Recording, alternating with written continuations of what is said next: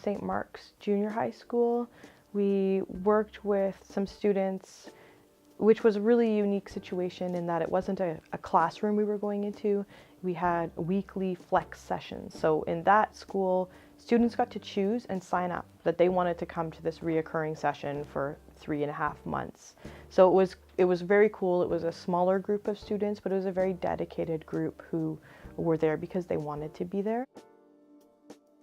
A couple of things. We did paintings with them at one point, and everybody just loved the art projects, being able to talk about what's important about Indigenous culture that you've learned, what's an important part of our collective history that you want us to focus on, and so they really enjoyed being able to talk about truth and reconciliation through their art.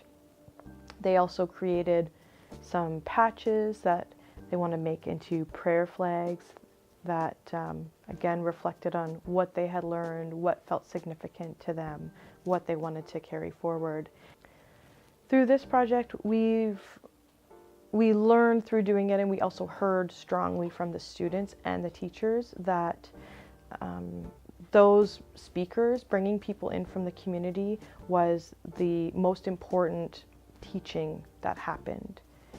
Having community members come in and share their perspectives as Indigenous peoples has been the foundation of this project and is one of the most crucial elements. Kathy Davis. I work with Braided Journeys, part of Edmonton Catholic Schools, and I'm the First Nation Métis Inuit graduation coach with Westmount Fresh Start. I think it's very important. I think part of when we even visit other countries or other places, we always want to learn about the history of that place, and I think it should be the same even if you're not a visitor of some place. Canada is many people's home, and it's hard to understand why some people don't know the history of even their area, who lived here before, what was this before. I find people will go from a history only to where pictures are taken. So you'll see the construction of Edmonton, streets, buildings, those type of things. And they do hear about the people and what was happening during those times. But it's before those times too that are also very important. What in our area, what was happening, who was on this land before, what were they using this land for? And I think one of the big things I think that's very important for people, you know, that have settled in Canada, that are moving to Canada, that are immigrating, is that I think it's important to know the history of where you are. Okay, my name is Aaliyah Gray. I'm in grade 9. Yes, when we were painting what we thought on the canvas about truth and reconciliation to like represent it, I really liked that. What did you like about that? Like that you just got to express it like with colors, like it didn't have to be words, you know? Mm-hmm. Can you tell us about what you painted on the canvas? Well, I put a word. It was like truth, and then with like splattered like blended colors behind my canvas. Yeah. And what did that mean to you, having truth in there? That there were like differences, different colors, and like different opinions.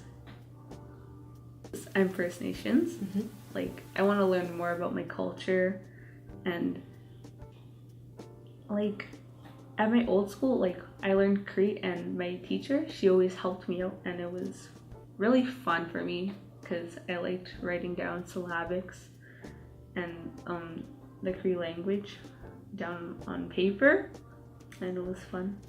Jesse, I'm in grade 8. You're grade 8. I'm part Native. I got to learn more about what happened to my people. Yeah. I get to learn about the years and years of experience of what our people like were treated like. Mm-hmm. We get to learn about what they've been through. My name's Igor Astipian, and I'm in grade 8. The blanket exercise was we really learned about how the First Nations felt when they were being pushed off their lands.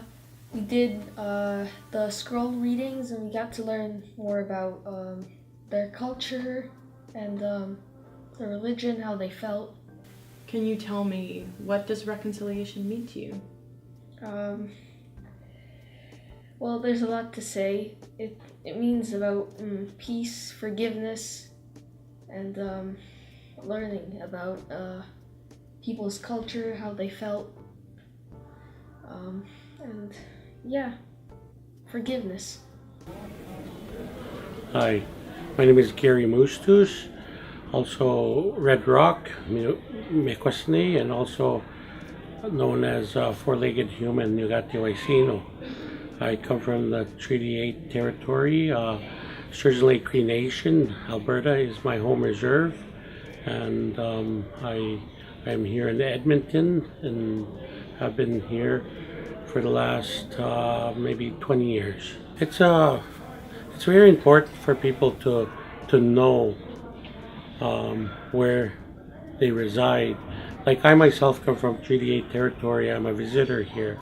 My blood has a connection to where I come from, the Treaty 8 territory. So I come here as a visitor, and I come here as a person to work and to help people here.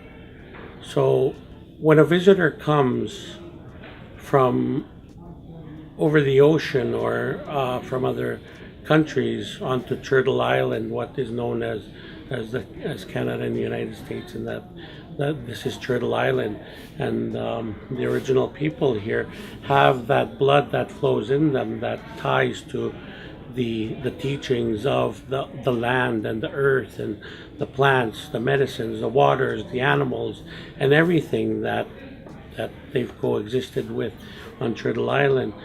So when you bring someone who is not from the territory, their blood, they're visitors, their blood is not ingrained into the teachings and that. So in order for them to coexist in a healthy environment with the Aboriginal people, the first peoples of Turtle Island, they need to learn about their ways and to be able to coexist.